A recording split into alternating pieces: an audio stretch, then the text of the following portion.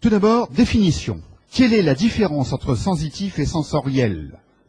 La différence, alors, vous verrez que dans le langage courant, il y a large confusion entre les deux domaines, le domaine sensitif et le domaine sensoriel.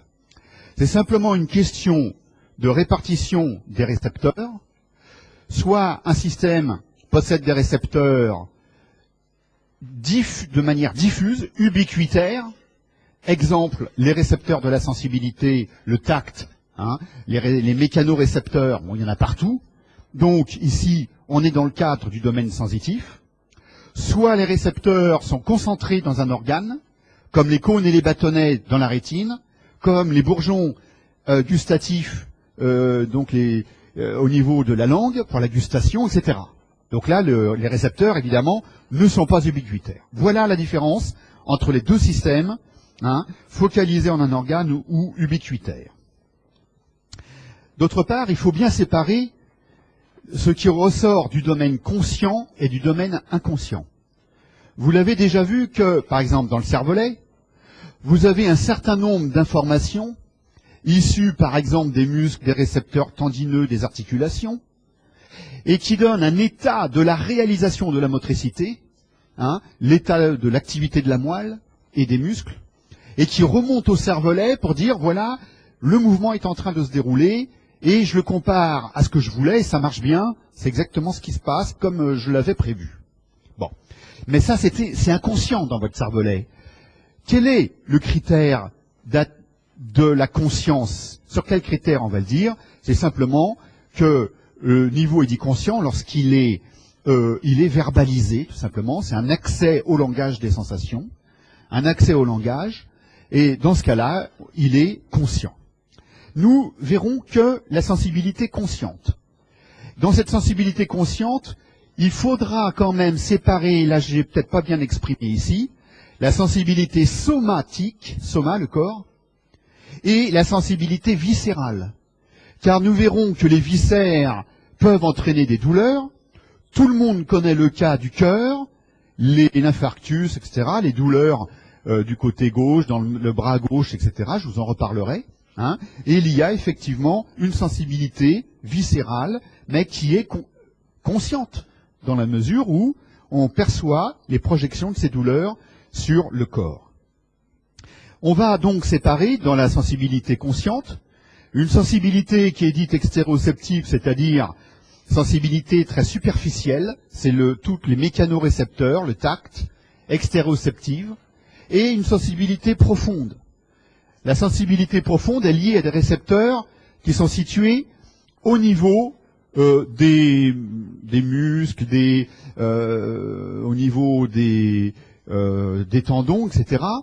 Et vous avez, par exemple, dans la sensibilité profonde, le sens de position segmentaire des membres. C'est-à-dire que quand je suis dans une position donnée, eh bien, je sais que je suis en abduction, flexion, les yeux fermés. Je connais la position de mon corps, je connais la position des segments de mes membres, les yeux fermés, parce que j'ai des informations sur l'étirement de mes tendons, sur la position de mes articulations. C'est de la sensibilité profonde. D'ailleurs, dans l'examen neurologique, vous le faites, vous prenez, vous dites, est-ce que là, la main, elle est en haut, elle est en bas, etc. Ou alors vous prenez, pour la palesthésie, PA2L, la palesthésie, vous prenez un diapason, merci, et vous prenez un diapason, vous le mettez sur l'os, sur une malléole, ça vibre pas. C'est la sensibilité vibratoire, fait partie de cette sensibilité profonde, la proprioception. On y ajoute évidemment la sensibilité à la douleur, la nociception. Nocere, du latin nocere, qui atteint l'intégrité de l'individu, eh bien la nociception, c'est la douleur qui est liée à beaucoup de stimuli, que ce soit des stimuli mécaniques, thermiques ou chimiques. Donc, on verra tout ça, évidemment, il y a des récepteurs spécifiques pour chacun. Et enfin, la sensibilité viscérale, j'en ai parlé, en cas de lésion des organes, on a des douleurs qui se projettent. Alors, là encore, une autre idée très importante, c'est les territoires sensitifs.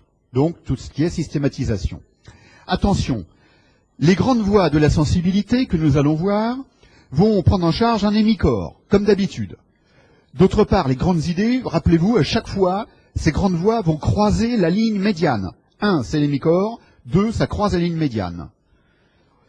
Autre idée clé, la face n'est pas prise en charge par ces grandes voies de la sensibilité, puisque la sensibilité de l'hémiface, enfin de la face si vous voulez, est prise en charge par un nerf crânien. C'est le nerf trijumeau. Donc si on étudie la sensibilité complètement de l'hémicorps, on a les grandes voies qu'on voit aujourd'hui, plus le trijumeau pour l'hémiface. Comme ça, vous avez l'hémicorps et l'hémiface. Enfin, il va falloir aussi comprendre qu'il y a deux niveaux de perception, enfin deux niveaux d'interprétation de ces stimulations. Soit d'abord le niveau de la sensation. La sensation, elle est assez brute. C'est simplement la conscience des stimuli. Donc le stimulus est converti au niveau d'un récepteur. Les influx nerveux remontent jusqu'au cortex. Là, une sensation va être mise en évidence par l'activité corticale. Mais au-delà de ça, il y a la perception, c'est-à-dire comment on va interpréter et tolérer donc ces stimuli, cette douleur, ou cette sensation, tout simplement. Et c'est là où on verra que le système limbique, ce système du gyrus singulaire, de l'hippocampe, etc., le système limbique, qui a un rôle important sur le plan émotionnel, eh bien on va voir comment ce système limbique vient colorer l'interprétation de la sensation. Et c'est pour ça qu'il y a des projections, et notamment de la douleur, sur le système limbique. Et c'est pour ça que des gens sont sensibles à l'effet placebo, sont sensibles à l'hypnose, et qu'on peut faire varier le seuil de tolérance en fonction de données autres qui sont des données d'ordre psychologique, émotionnel. Dans un état de grande dépression ou dans un état particulier, on peut très bien être plus sensible à, voyez, ou au contraire, dans un autre état opposé, on peut être plus résistant donc à ces stimuli. Voilà. Donc vous voyez l'interprétation qui est liée à l'activité du système limbique. Alors nous allons travailler là sur la sensibilité consciente et donc le système lemniscal. Le système lemniscal, alors ça c'est la sensibilité très fine, très superficielle, et qu'on va appeler encore le système de la colonne dorsale. Donc ça, vous verrez dans les articles anglo-saxons, c'est le système de la colonne dorsale, dorsal column system et lemniscus médial. Voilà. Alors, il va véhiculer ce système extrêmement rapide, parce qu'il est très myélinisé, extrêmement rapide, du fait de sa myélinisation. C'est des fibres de type 1A notamment, j'en reparlerai tout après, vont véhiculer un tact très très précis, le tact épicritique, et puis en même temps la sensibilité profonde, donc j'ai mis sensibilité profonde, la proprioception qui va avec. Bon. Dans un second temps, on va voir le système de la douleur. Et ce système de la douleur, les anglo-saxons l'appellent antérolatéral parce qu'il est dans le cordon antérieur et latéral de la moelle, donc système antérolatéral. Et là, nous verrons la voie spinothalamique, spinothalamique, spinoréticulaire et bien d'autres voies. Très intéressant, il y a beaucoup d'applications ici du fait de l'impact de la douleur, bien sûr, dans les pathologies. Mais on y reviendra. Alors, il existe une organisation commune à ces grandes voies de la sensibilité, quelle qu'elle soit. C'est qu'il existe, en fait, 3 neurones et 2 relais. Ça, c'est la base. Donc, 3 neurones et 2 relais. Les relais étant des noyaux intermédiaires, c'est-à-dire que le premier relais, qu'est-ce que c'est? C'est tous les corps cellulaires des deuxièmes neurones qui sont ensemble, et ils forment un noyau. C'est les corps cellulaires du neurone suivant. Ils sont bien regroupés, ils forment un petit noyau. Voilà. Puis après, il y a les axones qui continuent. Donc, voilà, c'est ça qui est important. Alors, prenons ce schéma général. 3 neurones. Le premier neurone est toujours un neurone périphérique. Un neurone périphérique. Alors ici, je fais N1, premier neurone, et vous savez que les neurones périphériques sont de type pseudo-unipolaire. Et en fait, les deux pôles dendritique et axonal Hein, les deux prolongements se réunissent près du corps cellulaire, et c'est pour ça qu'on a un neurone qui est pseudo-unipolaire. Bon. Et bien sûr, tous les corps cellulaires ici qui sont regroupés, eh bien, forment le renflement de la racine dorsale, qu'on appelle le ganglion spinal ou ganglion rachidien, c'est la même chose. C'est le premier neurone, le neurone périphérique. Les informations sont bien sûr issues d'un récepteur, un récepteur qui est à la périphérie, un récepteur cutané, qui a ce rôle de transduction d'un signal extérieur à un signal mécanique, chimique, thermique, qui va donc faire la transduction de ce signal en un signal nerveux, le potentiel d'action, qui est véhiculé jusqu'au corps cellulaire, et l'axone qui va pénétrer alors dans la moelle spinale, on voit ici, va atteindre plus tard le deuxième neurone qui est dans le système nerveux central. Vous voyez que pour l'instant, on est homolatéral ou ipsilatéral si vous voulez, homolatéral. Arrivé dans le système nerveux central, le but, c'est de faire relais avec le deuxième neurone, R1, premier relais. Et ça, alors vous verrez où. Soit on fait relais tout de suite, soit on fait relais plus loin. On verra. Ce deuxième neurone ici, tous les corps cellulaires donc sont regroupés pour former le relais. Le noyau gracile, le noyau cunéiforme, etc. Hein, on va voir.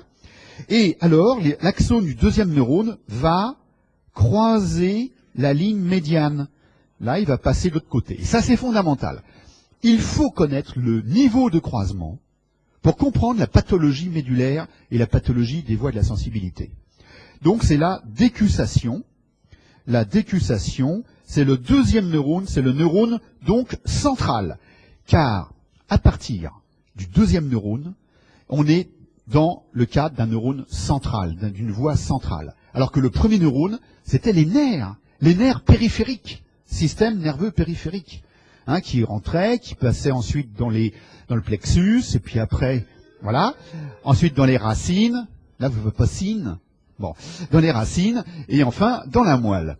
Alors, ce deuxième neurone va avoir une cible, ensuite, qui est le thalamus.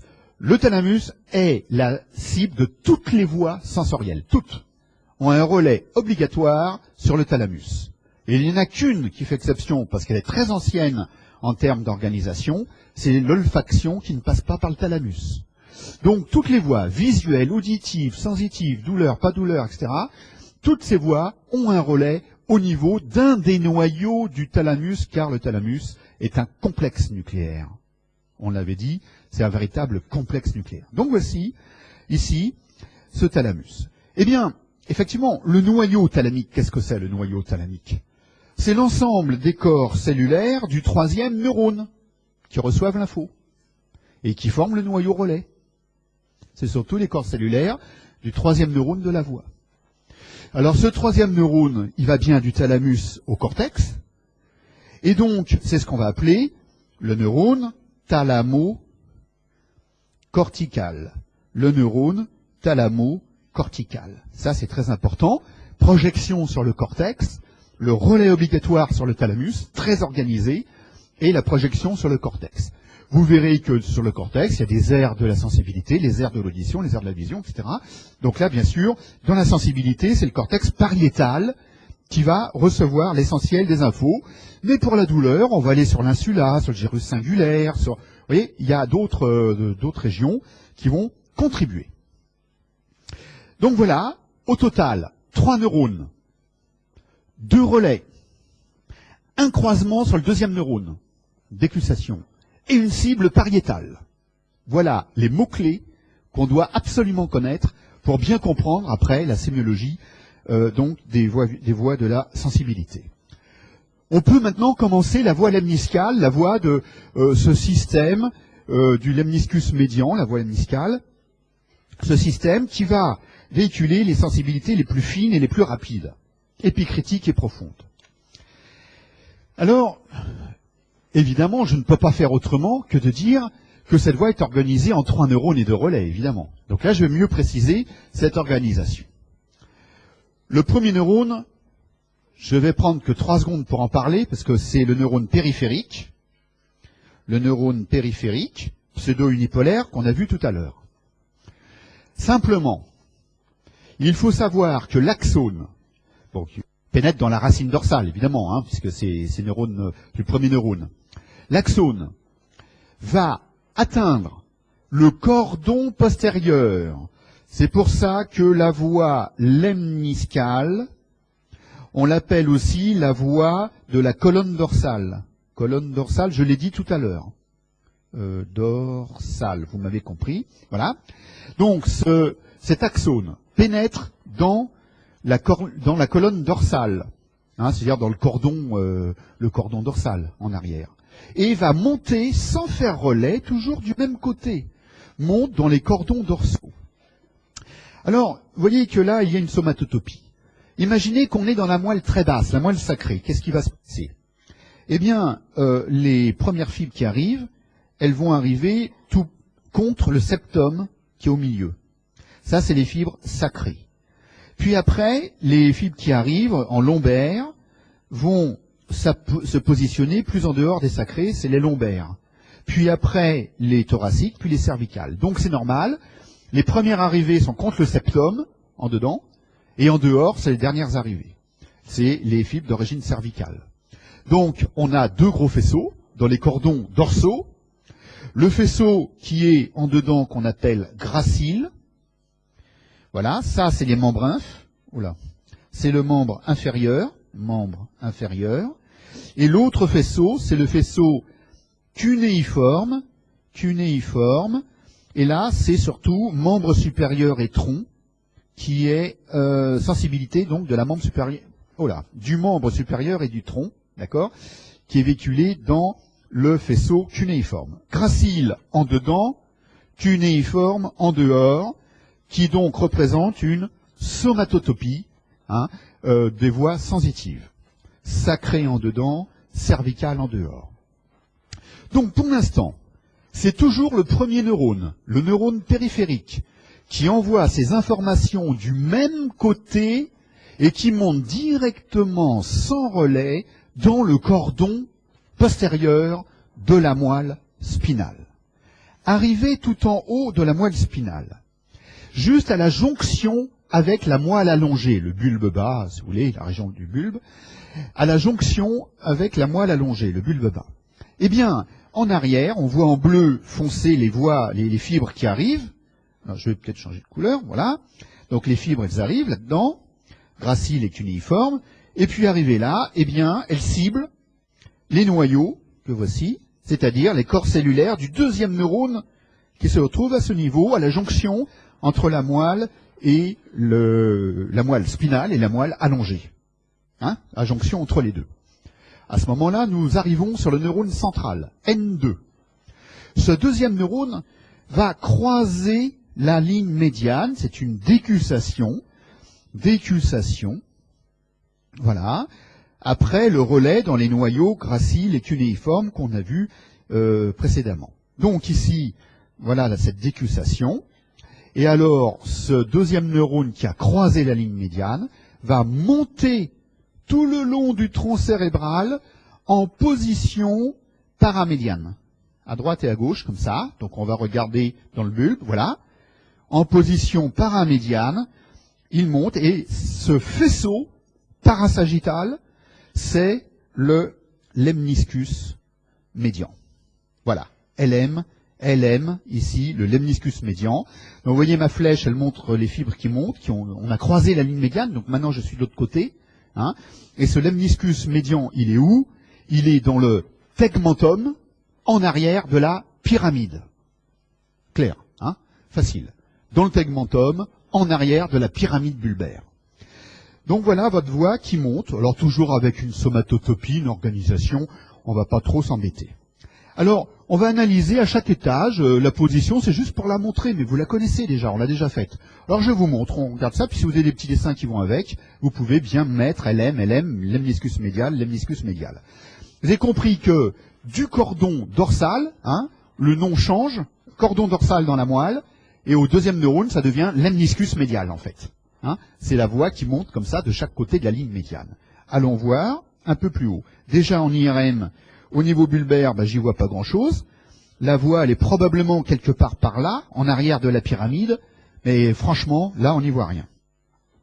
Au niveau du pont, vous vous rappelez que cette voie, c'était celle qui séparait la région du pied qui est en avant et la région du tegmentum qui est en arrière. Donc ce grand rideau de voie ascendante dont le lemniscus est un grand représentant. Voilà, donc ça c'est la même chose. Et vous vous rappelez que cette limite, elle n'est pas très facile à voir en fonction de la densité des fibres quand même. Bon, voilà, le tegmentum est là, donc le lemniscus, il est quelque part par là, mais franchement, on ne peut pas dire qu'on le voit de manière très claire. Bon, ça va peut-être changer, parce qu'il y a des IRM à 7 Tesla, notamment, on commence à voir chez l'homme des images en 7 Tesla. Vous savez que les IRM banales sont à 1,5, maintenant elles sont de plus en plus à 3 Tesla, et puis il y a des 7 Tesla qui marchent déjà. On a fait des très belles images de l'hippocampe, qui montrent en finesse l'anatomie de l'hippocampe. On continue, on monte, et vous vous rappelez, j'avais dit, oui, au niveau du mésencéphale, il y a le noyau rouge qui prend la place du lemniscus, donc le lemniscus se retrouve refoulé en dehors, voilà la position en dehors du noyau rouge, dans le tegmentum. Il est bien en arrière du locus niger, bon c'est évident, hein, c'est vraiment le dessin là, en arrière du locus niger, dans le tegmentum, et en arrière et en dehors du noyau rouge. D'accord? Voilà. Alors, la voie continue, c'est toujours le deuxième axone qui monte là. Traverse le mésencéphale. Alors j'aurais dit quelque part par là, quelque part par là. Vous voyez, c'est pas très précis. Hein. On continue. Et cette voie qui est montée comme ça dans le pont, dans le mésencéphale, etc., eh bien, cette voie arrive enfin au deuxième relais, le relais thalamique. Alors, le relais thalamique, c'est un noyau du thalamus qu'on va appeler le noyau ventral postérieur, VP, ventral postérieur, mais il est latéral, celui-là, VPL. Ventral postérieur latéral, VPL. Donc ici, dans le thalamus, vous voyez, il y a tout un réseau de fibres ici au milieu qui coupe le thalamus en deux parties, une partie interne, une partie externe, médiale, latérale, et en plus, il y a des noyaux qui sont dorsaux, donc ici on a des noyaux qui sont dorsaux, donc dorsales, et les noyaux qui sont en dessous, c'est des noyaux qui sont ventraux, donc ventral, en dessous. Donc, on est en dehors, latéral, on est ventral, en bas, et en plus on est postérieur, VPL, ventral, postérieur, latéral. Voilà. Donc c'est ce noyau qu'on voit là, celui-là, qui est formé par les corps cellulaires du troisième neurone, le neurone thalamo-cortical. Ils sont là. Ils reçoivent l'information du deuxième neurone qui a monté tout le long du tronc cérébral. D'accord? Voilà. Alors, à partir de là, d'abord dans ce noyau, il existe une véritable organisation. Si je prends ce noyau, on va le grossir avec un gros noyau comme ça. Il y a juste le VPL et on va mettre le VPM. Donc ça, c'est le VPL. Alors au-dessus, il y a un autre noyau. Et puis là, il y a une lame interne, une lame médulaire, dans laquelle on met des noyaux. Je vais vous marquer ici les noyaux intralaminaires. Et là, on aura un gros noyau qui est le noyau dorsomédial, DM, dorsomédial, ou médio-dorsal, c'est pareil, c'est pas grave. Donc, dorsomédial, voilà, ça veut dire que le troisième ventricule, il va être ici, V3, il est là, tout complètement à gauche dans mon dessin. Et là, on est en dehors, vers la capsule interne, puisque ça, c'est le thalamus. Tout ça, c'est le thalamus, voilà. Et on a le noyau lenticulaire, donc qui va être ici, comme ça, en dehors, avec le putamen, voilà, putamen, et le globus pallidus, bien sûr. Donc là, c'est la capsule interne qu'on voit ici, la capsule interne qui descend ici. C'est une coupe coronale. Eh bien, à l'intérieur de ce noyau, là on est en haut, par là on est en haut, par là on est en bas, et puis en dedans et en dehors, d'accord? À l'intérieur de ce noyau, eh bien, on a une somatotopie qui fait qu'on a le membre inférieur qui est en dehors, puis on a le tronc, voilà, avec le membre supérieur. Là, voilà, je fais, donc le membre supérieur qui est plus en dedans, voilà, le tronc, et c'est tout. car on va voir que la tête, c'est beau, hein, la tête, voilà, la tête, elle, oui, on fait un peu d'expérimentation animale, mais là on a des mutants, on a un peu cloné, ça n'a pas très bien marché, voilà ce que ça fait. Donc la face, hein, les projections du trijumeau, en fait, sont dans un autre noyau qui est plus en dedans, et qui est le ventral postérieur médial, du coup, puisqu'il est plus en dedans, le VPM. VPM, d'accord? Bon, il ne fume pas de cigarette là, hein, c'est un défaut de dessin. Voilà. Alors donc, il y a une organisation tout le long des voies. On l'a vu dans la colonne dorsale, on l'a vu au niveau du lemniscus, où il y avait aussi toujours cette somatotopie, dans le relais thalamique, hein, et on va voir ensuite dans la projection donc du troisième neurone.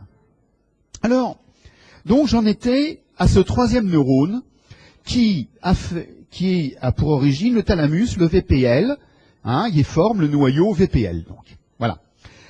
Alors, vous voyez que ce troisième neurone qui est ici, eh bien, qu'est-ce qu'il fait? Il va se projeter, le troisième neurone, c'est le neurone thalamo-cortical, il va se projeter sur le cortex pariétal, c'est-à-dire sur le gyrus post-central, qui va présenter une véritable organisation, une véritable somatotopie. Je regarde ma diapo suivante parce que je crois avoir mis, voilà, hein, le gyrus post-central, tout simplement, il est en arrière du sillon central. Voici le sillon central, hein, puisqu'en avant on a l'aire 4, l'aire motrice primaire M1 en avant. Eh bien là, on est dans l'aire motrice, l'aire sensitive primaire, hein, on dit somesthésique primaire pour bien parler, voilà. Et on s'aperçoit que ce gyrus post-central est limité par les deux sillons, hein, en avant le sillon central, en arrière le sillon post-central, qui est en arrière, post-central, et entre les deux, tout le gyrus post-central. Or, cette terminaison se fait selon deux critères.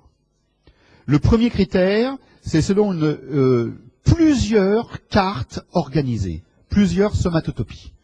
Et alors, Brodmann a du coup décrit des aires qu'on appelle, on les voit ici, les aires 3A, 3B, 2 et 1. Là, je suis d'avant en arrière, du sillon central au sillon post-central. C'est les aires qu'on voit là, qui ne sont pas complètement développées, 3A, 3B, 1 et 2. Bon, j'ai rajouté un petit peu de 5 qui déborde. Voilà. Il y a donc ici plusieurs cartes, plusieurs somatotopies qui répondent à des stimuli différents, qui répondent à des modalités sensitives différentes. Je ne vais pas rentrer dans le détail, parce que pour vous, ce ne sera pas extrêmement précis. Retenez simplement une chose, c'est que dans les atteintes du cortex, vous avez de ce cortex, vous avez des troubles quand même de haut niveau qui apparaissent, et notamment ce qu'on appelle la stéréognosie qui est touchée, c'est-à-dire par exemple la reconnaissance des objets par le toucher. Vous savez très bien, les yeux fermés, vous prenez une gomme, un crayon bille, n'importe quoi, vous pouvez dire c'est du bois, c'est du fer, c'est du plastique, ça a telle forme et c'est tel objet, en général. Hein, ce qu'on appelle la stéréognosie. Stéréo, c'est donc dans l'espace, hein, c'est la forme, et gnosie, la connaissance. Voilà. Donc en général, quand on a des lésions pariétales, on a une astéréognosie, hein, qui est liée à l'atteinte de ce cortex pariétal. Plusieurs cartes. Je rappelle bien sûr qu'il existe une somatotopie qui dépend de la richesse en récepteurs. C'est pour ça que l'homonculus ici est déformé, comme dans la motricité, il est déformé, car par exemple la pulpe des doigts est extrêmement riche en récepteurs, donc les doigts sont très fortement représentés, alors que le dos du pied, par exemple, est peu représenté, ou même la région du dos, hein, tout simplement, est peu représentée. On n'a pas une sensibilité très fine dans ces régions-là. Donc, il existe une somatotopie qui est en fonction de la richesse, étendue en fonction de la richesse des récepteurs de chaque région. Voilà. Et enfin, c'est vrai que vous verrez que dans le cortex, les neurones sont organisés en colonnes à l'intérieur des 6 lames. Il existe des colonnes, et là je ne vais pas développer. Voilà. Voilà donc notre voix. Elle vient de la périphérie. Elle a monté dans les cordons dorsaux, du même côté. Arrivée en haut de la moelle, elle croise, elle relaie et elle croise. Ensuite, elle monte dans le tronc cérébral en position paramédiane, le lemniscus médian. Elle fait relais dans le VPL et elle se projette dans le pariétal. Point final. D'accord? Et le croisement, il est dans le bulbe bas. Il est au-dessus de la moelle. Donc ça, c'est fondamental. En conclusion, je vous ai sorti ces mots-clés. Les derniers mots-clés qui sont importants, c'est de dire que c'est une voie très myélinisée et donc une voie très rapide.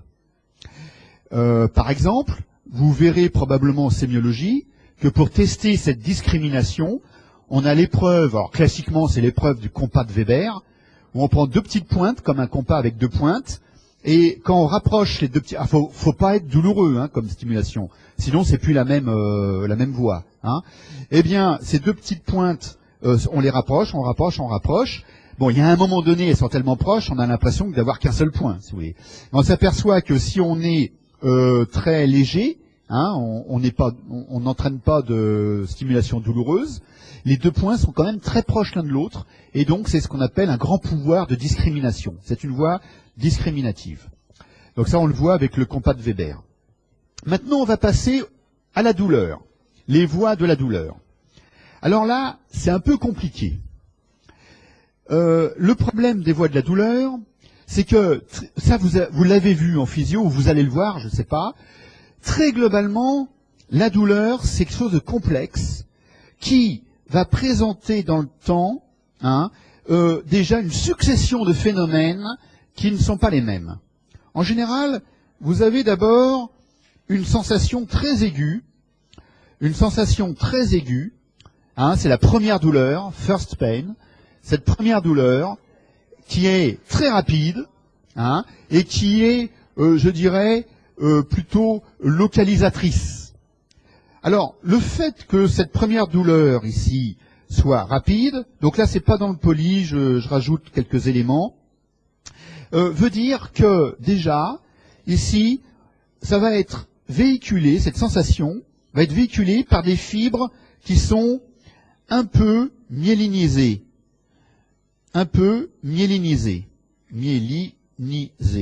Faiblement, mais elles le sont quand même. Donc c'est un petit peu plus rapide. Par contre, il existe, alors ça, ce sont, vous verrez, il y a les fibres, il y a des catégories de fibres. Les fibres non myélinisées, c'est les fibres C.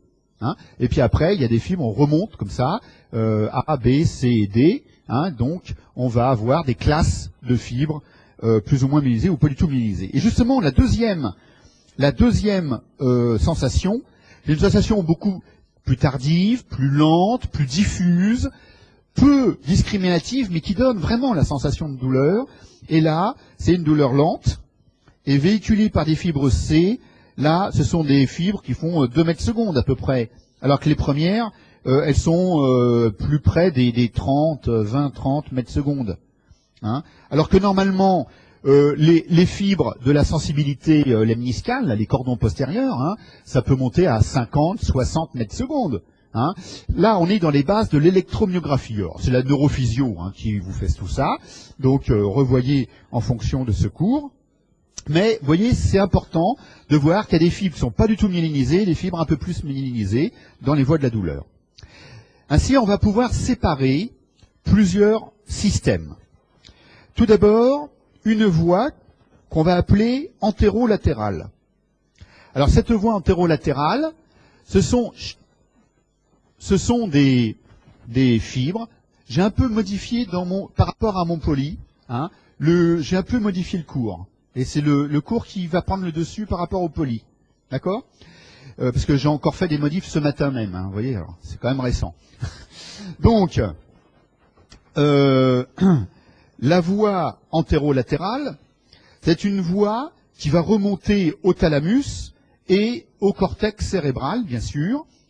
Donc, on va avoir des fibres de type spinothalamique, on va voir, qui remonte au thalamus puis au cortex, mais aussi une certaine diffusion de l'information dans le tronc cérébral, c'est-à-dire vers la réticulée. Donc, on aura des projections spino-réticulaires. Bon.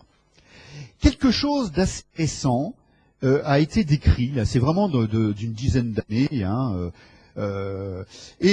qui dit que simplement, dans la colonne dorsale qu'on a vue tout à l'heure, là on avait la voie de la colonne dorsale, la voie lemniscale après, colonne dorsale lemniscale. Bon, eh bien il y a aussi des voies de la douleur qui empruntent aussi cette voie de la colonne dorsale, donc je vais en parler, et il s'agit essentiellement de douleurs viscérales. Donc il y a une deuxième voie que je vais vous mettre en évidence. Oh là, j'ai fait une... voilà.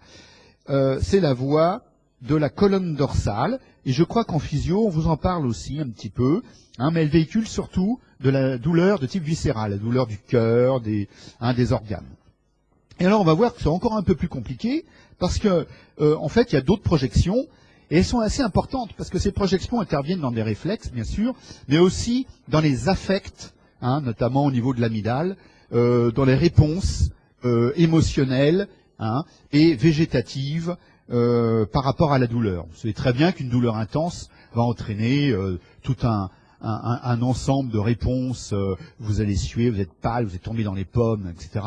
Et donc là, on voit comment d'un système de la douleur, on est en train d'influencer sur le système végétatif par le biais de l'hypothalamus notamment, et aussi par le biais du système limbique, par l'affect qui est perçu à ce moment-là. Bon, voilà. Quelles sont donc les modalités véhiculées par ce système antérolatéral? 1. On aura des récepteurs, donc des mécanorécepteurs, donc récepteurs mécaniques, et des récepteurs mécanothermiques, mécaniques, mécanothermiques, et des récepteurs polymodaux, qui répondent à tout. C'est-à-dire à l'agression chimique en plus, de mécanique et de température. Donc, mécanique et thermique, et puis polymodaux. D'accord? Voilà un peu les grandes modalités et les grands types de récepteurs. Je ne vais pas rentrer dans le détail, c'est de la neurophysiologie, donc vous reverrez tout ça, et vous verrez que leur seuil de réponse est très important, puisque un récepteur mécanique banal peut répondre à une douleur, un stimulus puissant, mais il va pas répondre très fort. Lui, il a un seuil où il se déclenche, mais au-dessus, il répond pas plus. Donc c'est pas efficace. Alors que les récepteurs à la douleur sont des récepteurs qui ont un seuil plus élevé et qui vont répondre à des agressions plus fortes. Et là, attention, c'est un signal d'alerte. Car les systèmes de la douleur sont très importants.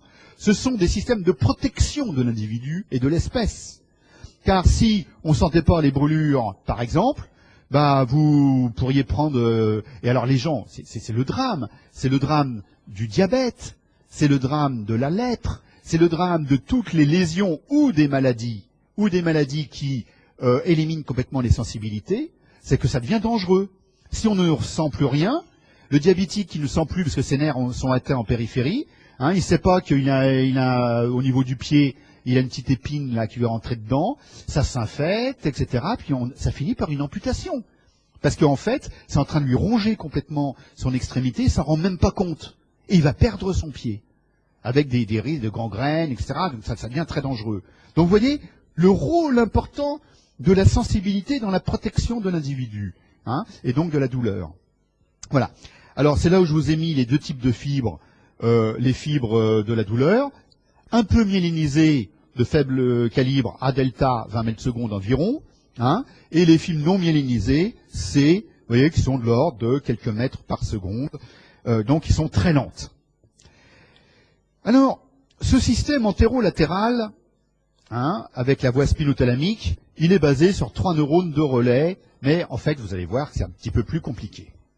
Alors, le premier neurone, comme d'habitude, là, c'est facile, c'est un neurone périphérique, pseudo-unipolaire, dont le corps cellulaire est dans le ganglion dorsal. Bon, c'est toujours pareil, c'est l'introduction, premier neurone, voilà.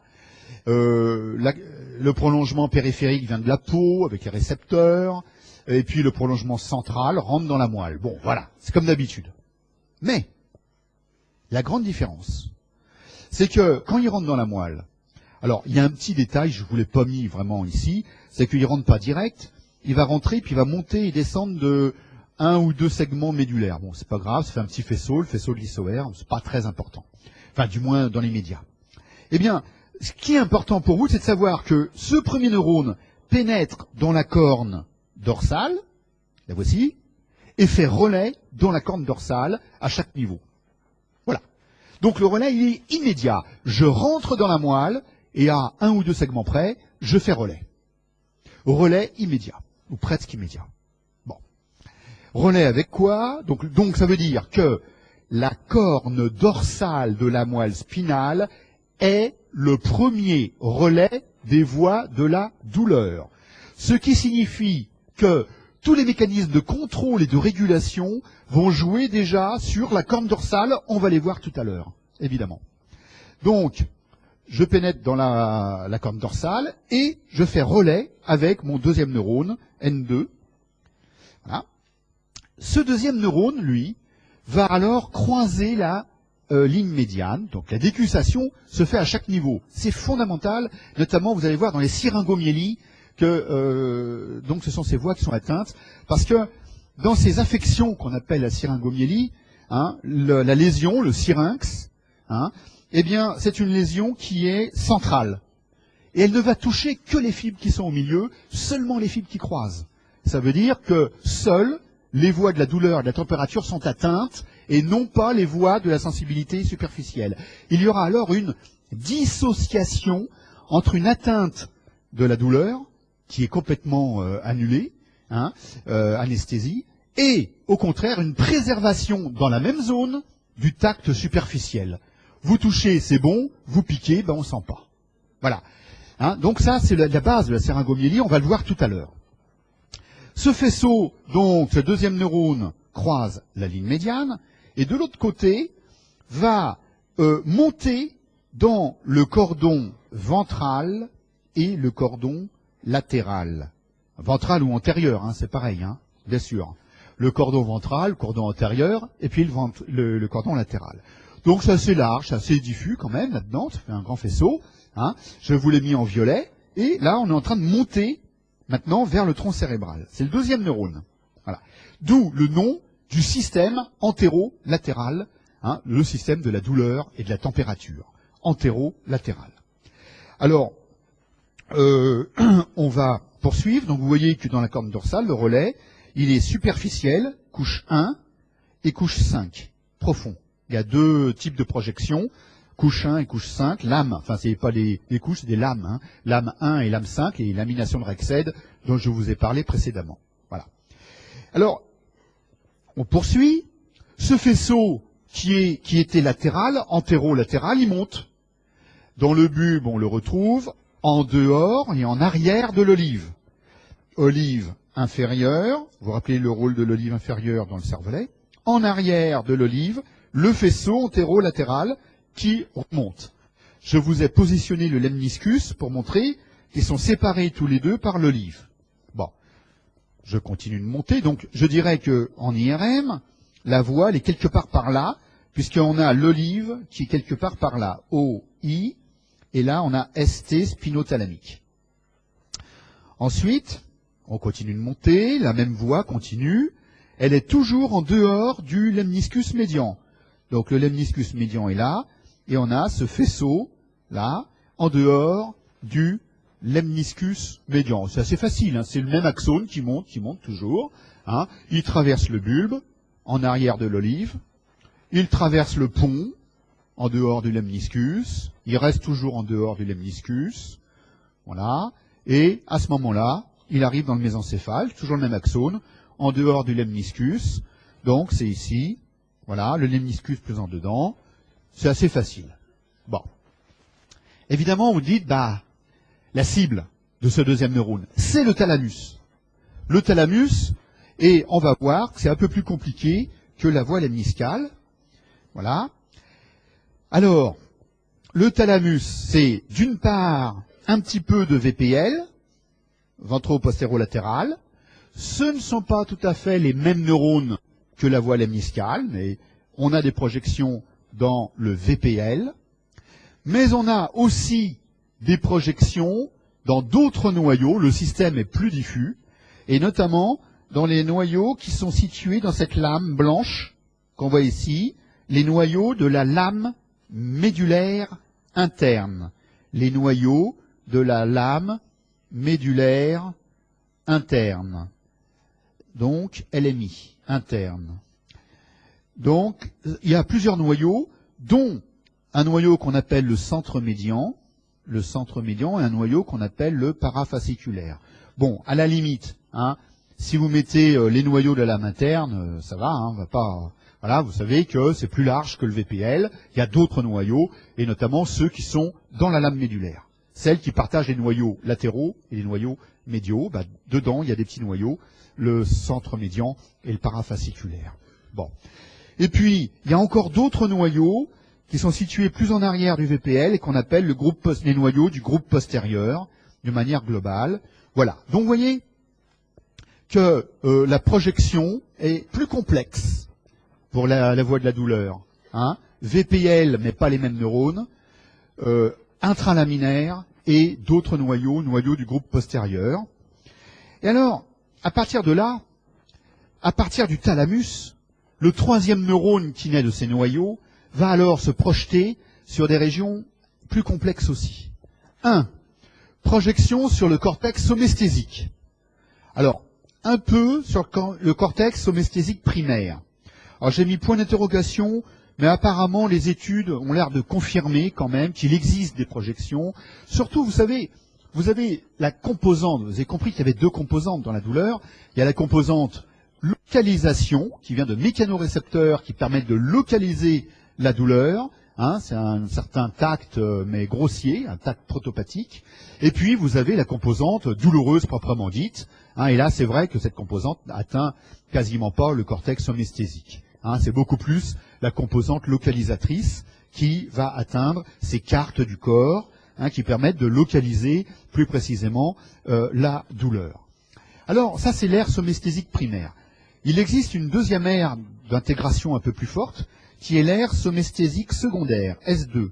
Elle est juste en arrière de l'opercule, S2. En arrière de l'opercule, vous savez, l'opercule, c'est la jonction entre précentrale et post-centrale, là où il y a la face, là, la motricité, la sensibilité de la face. Voilà, hein, l'opercule, c'est la partie basse des circonvolutions centrales et précentrales et post-centrales, hein, la jonction entre les deux. Voilà. Donc, en arrière de l'opercule, l'aire somesthésique secondaire. Mais on s'aperçoit, notamment depuis qu'on fait de l'imagerie fonctionnelle, donc on va stimuler l'individu.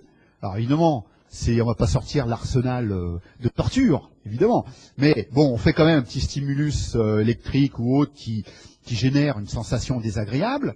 Et qu'est-ce qu'on voit qui va s'activer dans le cerveau grâce à l'imagerie fonctionnelle? On va voir qu'en plus, on a l'insula, le lobe de l'insula, et notamment l'insula rostrale antérieure, l'insula qui va s'allumer. C'est que dans l'insula, il y a pas mal de réactions liées à la douleur et des réactions végétatives. Hein, c'est-à-dire, par exemple, on stimule certaines régions, puis il y a le cœur qui s'emballe, par exemple. Voyez. Donc, insula antérieure qui reçoit ces informations de la douleur. Et enfin, à la face interne du cerveau, vous avez le gyrus singulaire, et là, on est dans le cadre du lobe limbique, système limbique, qui est le système qui va donner la coloration émotionnelle à la sensation douloureuse. Car à chaque douleur va correspondre toute cette composante affective et émotionnelle. Certains vont énormément être sous la pression de la douleur, vont mal la tolérer, hein, ça va prendre le champ de la conscience très fortement, et puis d'autres vont passer au-dessus de la douleur de manière plus facile. Il y a la composante émotionnelle qui est quand même importante. Voilà. Voilà donc déjà cette voie qui montre une diffusion beaucoup plus large. Cette diffusion, elle est accrue, en fait.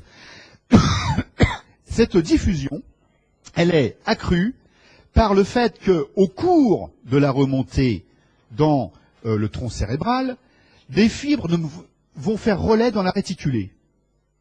Donc oui, il y a normalement les fibres, le deuxième neurone, il monte au thalamus. Eh bien, le deuxième neurone peut aussi, au lieu d'atteindre le thalamus, peut aussi atteindre la substance réticulée.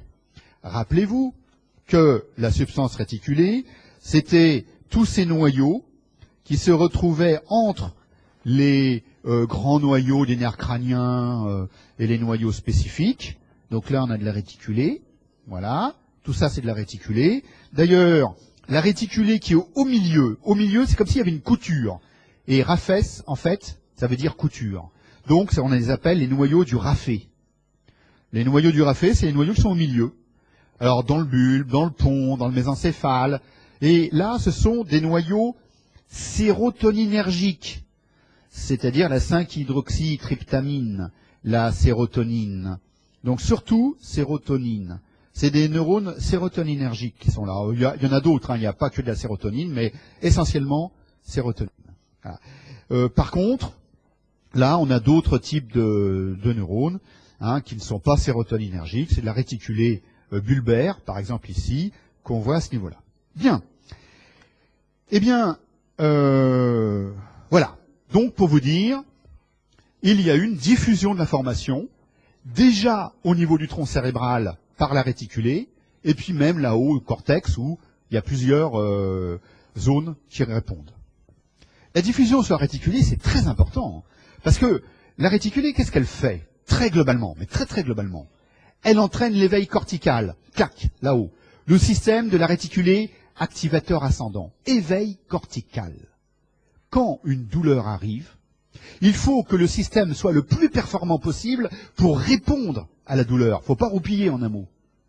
Donc, éveil cortical, important pour une bonne réponse adaptée à la douleur. Agression, fuite, retrait, tout ce que vous voulez, mais il faut être très vigilant.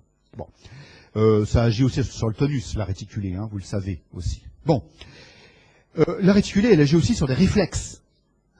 Et donc, elle organise, elle coordonne des réflexes. Et donc, elle pourrait être à l'origine de réactions, éventuellement, face à la douleur. Vous verrez, par exemple, dans l'audition, que face à une stimulation forte auditive, il y aura une sorte de réflexe d'orientation où on regarde du côté de ce bruit important qui peut être dangereux pour l'individu en plus. Vous voyez, c'est réaction d'alerte. Alors, maintenant, on a vu la voie spinothalamique et spinoréticulaire, c'est tout le faisceau antérolatéral qu'on a vu, mais je vous ai dit, attention, en plus du faisceau antérolatéral, le voie coordonale, le système coordonal dorsal et lemniscal médial, c'est la suite, c'est pareil, coordonal dorsal, lemniscal médial, lemniscus médian. Eh bien, il y a aussi le système, la voie de la colonne dorsale. La voie de la colonne dorsale, elle est très spéciale. Il s'agit d'abord d'afférences qui sont plutôt d'origine viscérale. Donc ça, c'est la différence. Parce que jusqu'à présent, le faisceau antérolatéral, lui, il vient de la peau. C'est des récepteurs thermiques, chimiques, mécaniques. Donc là, c'est pas dans le poli, ça. C'est pas dans le poli, je suis désolé. Je l'ai rajouté pour mettre à jour un peu. Donc, ces voies de la colonne dorsale, eh bien, véhiculent les douleurs viscérales et regardez comment elles se passent. Premièrement, le premier neurone N1 va traverser la colonne dorsale et attention, le relais va s'opérer au niveau de la commissure grise, donc dans la partie interne, ici, proche du canal central, près du canal central. Donc, le relais, donc tous les relais de ces axones, c'est donc proche du canal central, donc c'est très médial, du canal central. Voilà. Là, on a le deuxième neurone. Alors ce deuxième neurone, qu'est-ce qu'il fait? Il part dans le cordon dorsal, et là il va monter. Et ça y est, ce deuxième neurone appartient à la colonne dorsale, au cordon dorsal. D'accord? Voilà, comme la voie épicritique, comme la voie lemniscale. C'est la voie, donc ça veut dire que le système de la colonne dorsale, que je n'avais pas décrit dans la douleur, Le système de la colonne dorsale, hein, c'est la voie lemniscale normalement. Hein, colonne dorsale plus voie lemniscale. Hein. Eh bien, là-dedans, il y a quelques fibres qui viennent donc de ce relais près du canal central et qui appartiennent à la douleur viscérale et qui montent. Alors elles montent où? Elles montent près du septum. Donc très très médial. Voilà, c'est pour ça que je l'ai mis ici, tout près du septum qui est au milieu. Hein. C'est important parce qu'en chirurgie, il y a parfois des indications dans des cancers extrêmement difficiles à traiter. Il y a eu des indications d'une myélotomie de la ligne médiane. Donc on détruit la région médiale, comme ça, du septum, et du coup on détruit ces deuxièmes neurones qui montent et qui véhiculent la douleur viscérale. Alors après, c'est facile. Après, on rejoint le noyau gracile et le noyau cunéiforme, et on a l'impression qu'on est dans la voie lemniscale. Hein, c'est comme la voie lemniscale. C'est pareil. C'est-à-dire que on a fait relais dans le noyau gracile cunéiforme, on monte dans le lemniscus médial, on fait relais dans le thalamus, etc., etc. Ça monte avec, hein, mais l'origine est différente puisqu'elle a fait relais à l'intérieur ici de la moelle. À chaque segment de moelle, on a fait relais, et le deuxième neurone donc monte près du septum. Voilà. Donc c'est vrai que là, on a un système de la douleur viscérale qui est connu depuis pas très longtemps. Enfin, pour la face. Au niveau de la face, j'ai dit attention, pour l'instant, je viens de faire toute la sensibilité de l'hémicorps, sensibilité fine et sensibilité à la douleur température. Mais je n'ai pas parlé de la face, car la sensibilité de la face est prise en charge par le nerf trijumeau, le 5, quinto. Hein. Et donc, on aura une voie spéciale, que j'appelle ici la voie quintothalamique, qui va véhiculer les informations sensitives de la face. Je rappelle que ce nerf trijumeau, eh bien, c'est un gros nerf sensitif. Je ne parle pas de la racine motrice, évidemment. Je vais parler que de la racine sensitive. Et que ce nerf trijumeau, en fait, il est en rapport avec un ganglion qui, lui-même, vient de 3 branches. 5.1, 5.2, 5.3. Donc on a les corps cellulaires à l'intérieur. On va changer peut-être de couleur. On a les corps cellulaires à l'intérieur. On a les fibres qui viennent de la périphérie avec des récepteurs. Et on a l'axone qui va pénétrer vers le tronc cérébral, bien sûr. Hein.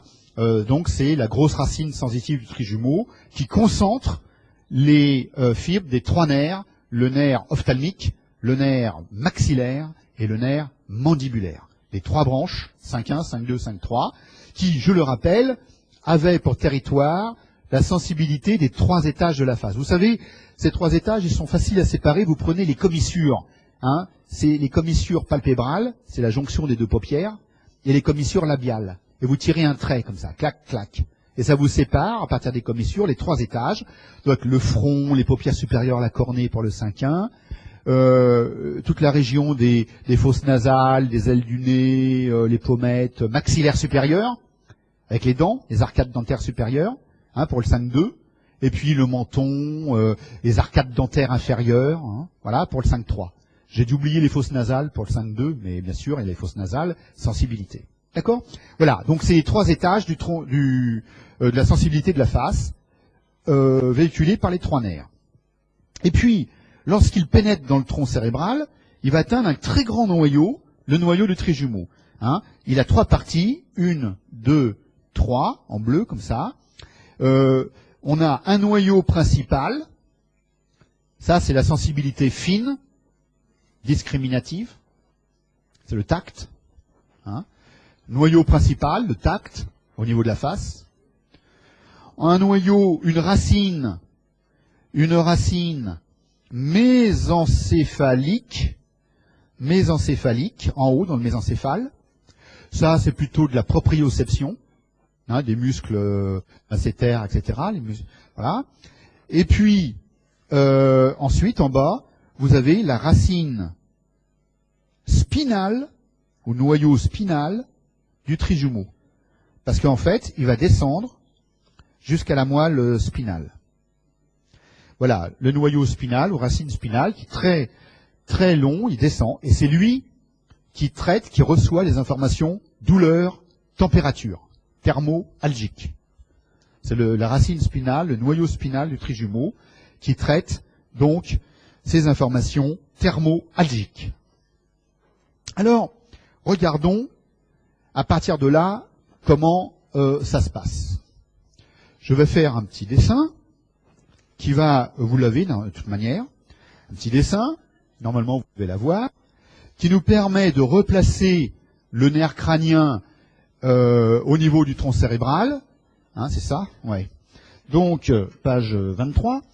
Donc, en fait, vous voyez d'abord le nerf crânien qui arrive, le nerf trijumeau, le 5, avec le ganglion trigéminé qui est là, voilà, les axones qui pénètrent dans le pont et dans le tronc cérébral, le noyau du trijumeau avec ses 3 branches, ses 3 parties, d'accord, dans le tronc cérébral, et ça c'était le premier neurone.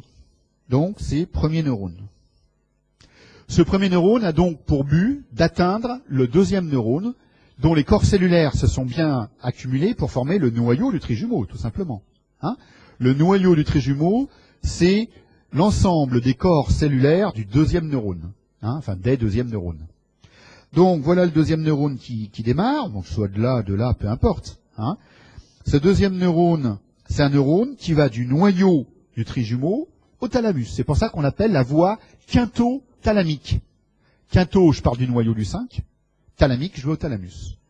Cette voie croise la ligne médiane, comme d'habitude. Donc elle croise la ligne médiane, c'est N2, le neurone quinto-thalamique qui croise, pour atteindre le noyau thalamique que j'ai décrit tout à l'heure en dedans du VPL. C'était le ventral postérieur médial, VPM. Ventral postérieur médial.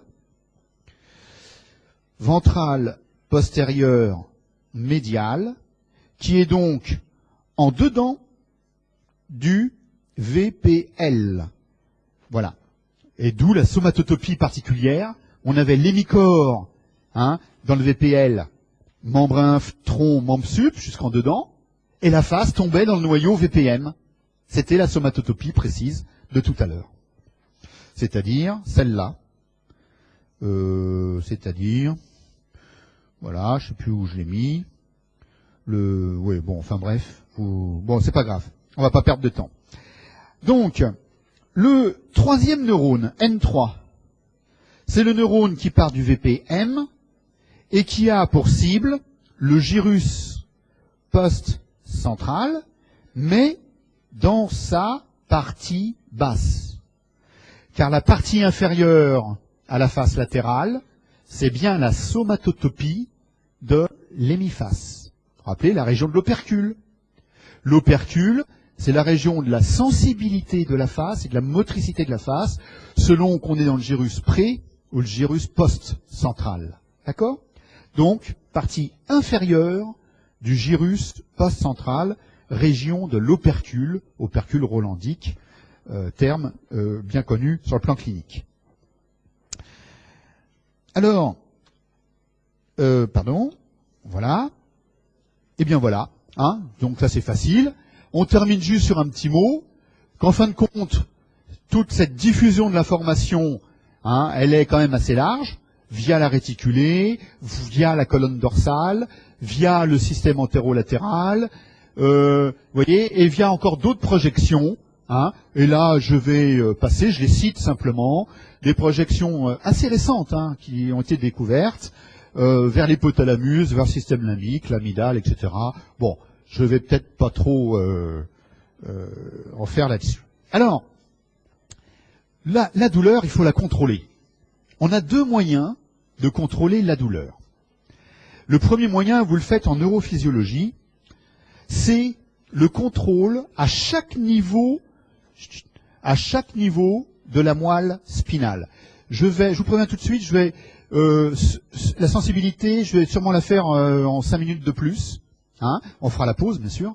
Hein, mais par contre, l'audition sera sûrement plus courte. Donc, je vais compenser un peu. Hein, donc là, je vous montre surtout, j'aurais aimé finir à la fin en vous montrant des applications sémiologiques, cliniques, hein, toutes les corrélations intéressantes qu'on peut faire pour la sémiologie.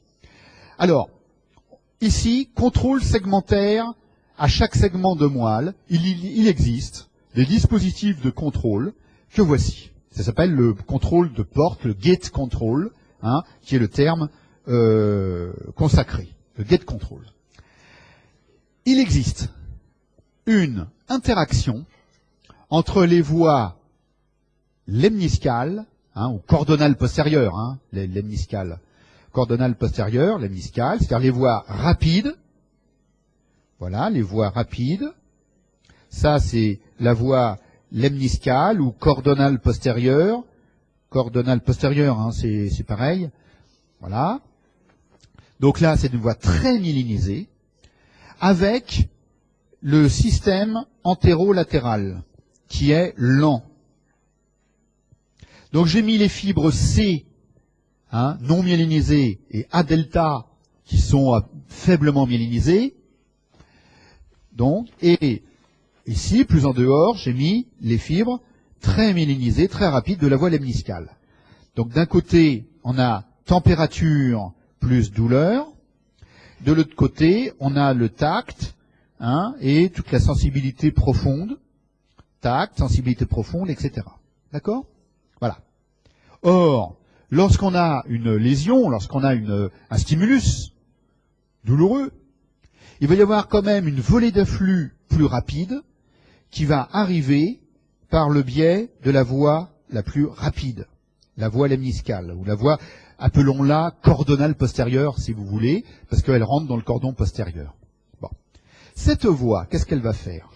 Alors que l'influx douloureux n'est pas arrivé à la corne dorsale, eh bien, elle va stimuler un interneurone inhibiteur qui bloque, ici, il va bloquer, en fait, le premier relais de la douleur.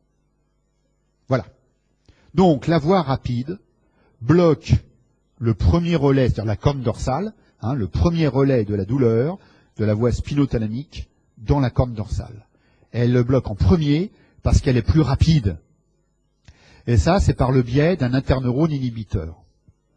En fait, on va voir que quand la volée d'influx arrive, en second temps, eh bien, à ce moment-là, on va avoir une libération de cette inhibition, et puis le passage quand même de la douleur, bien sûr, parce que c'est le but. Hein. Mais lorsque la voie spinothalamique adresse son message douloureux, elle l'adresse sur un premier relais qui est déjà modulé par la voie rapide. Voilà. Et modulé dans le sens négatif. D'accord ? Ça s'appelle le gate control, et je vous ai fait le schéma général ici, par le biais de cet interneurone inhibiteur,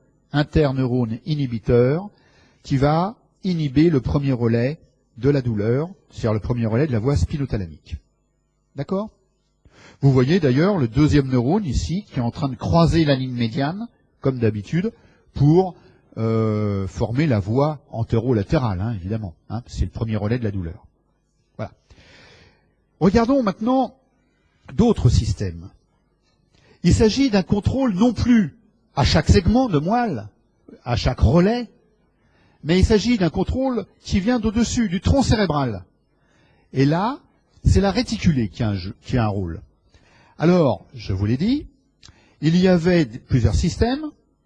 Le premier système, on est dans le mésencéphale. Vous avez le canal cérébral, qui est ici, bon, l'adulte de Sylvius, hein, d'accord. Donc, ici, vous avez ce canal central, et vous avez tout autour la substance grise péri-aqueducale. Donc, la substance grise péri-aqueducale.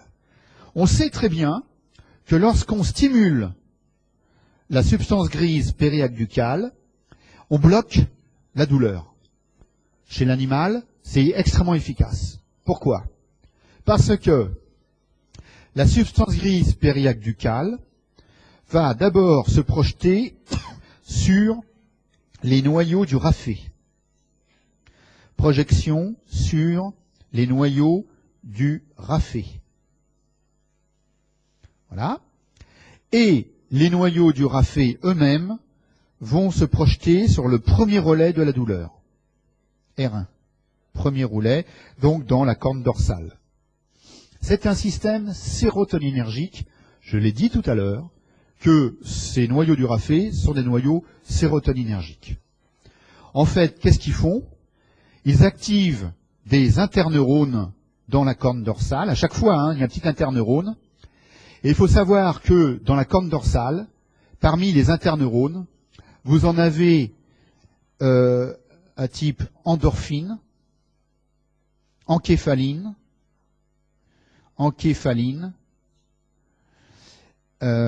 dynorphine, etc. Vous voyez? Et c'est très important parce que ce sont des molécules, ce sont les morphines endogènes. Endorphines sont des morphines endogènes. Et c'est pour cela que la morphine, qui est un produit extérieur, par sa ressemblance avec les molécules internes propres à notre corne dorsale, peut agir de la même façon que nos propres molécules endogènes, peut agir pour apaiser la douleur. C'est le rôle de la morphine. D'accord? Eh bien, c'est donc ces nombreux interneurones qui seront mis en jeu par les systèmes descendants pour contrôler, inhiber le premier relais de la douleur. Alors ensuite, on va encore un peu plus loin sur un autre problème. Vous savez tous que quand on fait un infarctus cérébral, cardiaque, un infarctus cardiaque, eh ben, au lieu d'avoir mal au cœur, on a mal au bras gauche. Je dis, tiens, c'est idiot. Le bras gauche n'a aucun rapport, le cœur, il n'est pas dans le bras.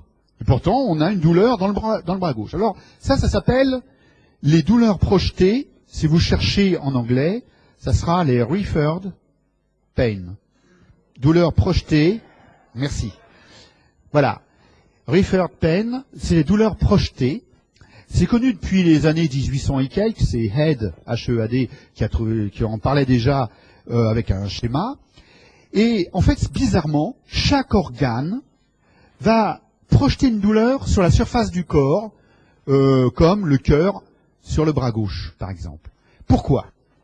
Parce que il y a convergence sur le deuxième neurone, convergence de fibres de la douleur, donc somatique et viscérale sur le même neurone.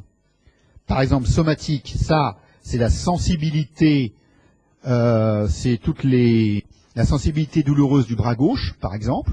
Donc, je vais marquer ici bras gauche, somatique. Ça, c'est ce qui véhicule les douleurs du bras gauche, toute la zone. Et ici, c'est ce qui va, des fibres qui viennent du cœur. Et le problème, c'est qu'elles convergent vers le même neurone. Ce qui fait qu'on trompe l'organisme et on ne sait pas, lorsqu'on a une douleur du bras gauche, si c'est le bras qui a mal, parce que c'est les fibres de la douleur du bras, le système spinothalamique par rapport au bras qui envoie des influx, ou si c'est le cœur qui envoie des influx douloureux. Et donc, le sujet qui fait un infarctus a une douleur projetée dans le bras gauche. Chaque organe, et le voici, là, chaque organe va entraîner une projection cutanée, c'est le schéma de Head qui est là. Alors c'est très étrange, parce que je me suis amusé à chercher un peu dans la littérature les schémas de Head, comme ça, des douleurs projetées. C'est un vrai bazar. Chacun fait son petit schéma, et c'est pas toujours très bien calé. Alors bon, c'est un peu global, je pense. C'est le cœur des schémas qui est intéressant, et pas trop la périphérie. Mais l'essentiel y est quand même. Vous voyez, le cœur sur le bras gauche, tout le monde le fait, ça, y a pas de problème. Vous avez des organes qui se projettent. L'estomac, l'estomac, il se projette à peu près au même endroit que la région épigastrique. Bon, c'est assez banal. Et puis d'autres qui se projettent en décalage, comme le bras et le cœur. Voilà. Mais c'est quand même intéressant, si vous voulez, parce que une douleur de l'urtère, eh bien, vous voyez, c'est pas évident. Où les gens ont mal pour des douleurs profondes. Donc c'est intéressant de regarder tout ça. Voilà. Eh bien, juste en annexe, je vous montre maintenant quelques applications. Regardez. Premièrement, je vais, une seule peut-être, mais non, deux. Le syndrome de Brown-Séquard. Vous l'avez, non, la CMO n'a pas démarré encore. Vous allez faire le syndrome de Brown-Séquard, c'est simplement l'hémisection de la moelle. Un accident, un traumatisme de voiture, enfin, vous voyez, accident de voiture, gros traumatisme, et la moitié de la moelle est lésée. Qu'est-ce qui se passe? Eh bien, dans cette moitié de moelle, qu'est-ce qu'on a? Vous savez tout maintenant. Vous avez des voies en rouge qui descendent. Ça, c'est les voies pyramidales. Donc déjà, vous savez que vous avez un syndrome pyramidal du même côté, puisque à partir de la lésion qui est ici, eh bien, il n'y a plus de commande pyramidale du même côté. Donc, on se retrouve avec un syndrome pyramidal homolatéral à la lésion. Deuxièmement, on vient de couper ici le cordon dorsal. Ça veut dire quoi? Ça veut dire que quand je coupe le cordon dorsal, toutes les informations qui viennent d'en dessous, qui montent dans le cordon dorsal, ne passent plus dans le cordon dorsal. Donc ça veut dire que j'ai une hémianesthésie sous-jacente à la lésion du même côté. Donc le tact homolatéral. Sous-jacent, évidemment. Alors, ça dépend si c'est coupé en haut ou si c'est coupé en bas. En haut, c'est l'hémicorps. Au niveau thoracique, c'est juste membrin, un peu de tronc et du membrin qui sera en déficit sensitif. Donc une anesthésie au tact homolatéral. Donc ce que j'ai appelé un syndrome cordonal postérieur du même côté. Mais, en plus, j'aurais coupé la voie antérolatérale, ici, mais cette voie antérolatérale, d'où elle vient? Eh bien, ce sont toutes les informations qui viennent de l'autre côté, qui ont croisé la ligne médiane et qui montent dans cette voie antérolatérale. Et donc, j'aurais, en plus que du même côté que l'hémiplégie, j'ai le tact qui a disparu, mais de l'autre côté de l'hémiplégie, j'ai la douleur et la température qui aura disparu. Une anesthésie à la douleur et température. Donc j'ai mis ici un syndrome spinothalamique, j'ai mis controlatéral. C'est douleur, température de l'autre côté. Voilà. Et si vous connaissez vos voies de la sensibilité, mais c'est d'une évidence totale à ce moment-là. Alors regardez maintenant si je monte sur mon toit, je répare la cheminée, je me casse la figure, et paf, je me fais une syringomyélie, ce qui peut arriver dans des traumatismes, ce qui peut arriver aussi hors traumatisme. Mais souvent, c'est pendant un traumatisme. Alors, je fais une syringomyélie, c'est-à-dire un syndrome centromédulaire. Voilà. C'est un trou, une cavité en plein milieu de la moelle. Alors, qu'est-ce qui se passe? La motricité, elle passe. Il n'y a aucune raison. La motricité, elle est dans le cordon latéral. Elle passe pas au milieu. Donc, je ne suis pas paralysé. Pas de syndrome pyramidal. Deuxièmement, la sensibilité qui vient du cordon postérieur, droit ou gauche. Le cordon postérieur n'est pas touché. Donc pour l'instant, je n'ai pas de syndrome pyramidal, pas de déficit moteur. Je n'ai pas de trouble de la sensibilité superficielle, le tact, le toucher, la sensibilité vibratoire. Tout passe, c'est parfait. Par contre, je m'appuie sur la plaque électrique et ça sent le cramer, je ne m'en rends pas compte. Eh oui, là j'ai un trouble qui est lié à l'atteinte élective, dissociée, complètement dissociée, de la voie, la seule voie qui croise au milieu, et justement là où il y a l'atteinte, c'est la voie spinothalamique. Alors à ce moment-là, tant qu'il y a la lésion, la fente, rien ne passe. Donc tout le long, par exemple en thoracique, je vais avoir une anesthésie étagée sur le thorax, où je sens plus la température et la douleur.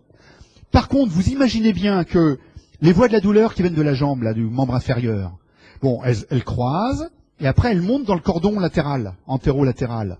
Or, là où il y a la lésion, le cordon latéral, lui, il est pas du tout lésé. Donc, toutes les informations qui viennent en dessous de la lésion, ou les informations qui viennent encore plus au-dessus de la lésion, elles passent, elles croisent, elles montent, elles ne sont pas lésées au niveau de la lésion, puisque la lésion est centrale, elle n'est pas latérale. Donc, effectivement, j'aurai alors un syndrome qui est suspendu, merci, super, suspendu puisque ici, en dessous, ça passe, au-dessus, ça passe, et dissocié, puisqu'il ne concerne que la voie spinothalamique, c'est-à-dire la douleur et la température, alors que la sensibilité lemniscale est tout à fait normale. Et ça, c'est encore une fois la corrélation anatomoclinique qui vous le fait comprendre nettement.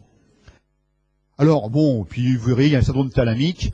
Bon, ça c'est des douleurs qui sont très fortes, qui sont liées encore à des problèmes de contrôle entre les voies rapides et les voies lentes, les voies de la sensibilité fine et les voies donc de la douleur, de la température. Je ne vais pas rentrer là dans ces détails. Voilà, on arrête là et on va faire un petit peu de pause. Et après on va prendre la vision. Ou peut-être l'audition qui sera plus courte. Ça sera mieux.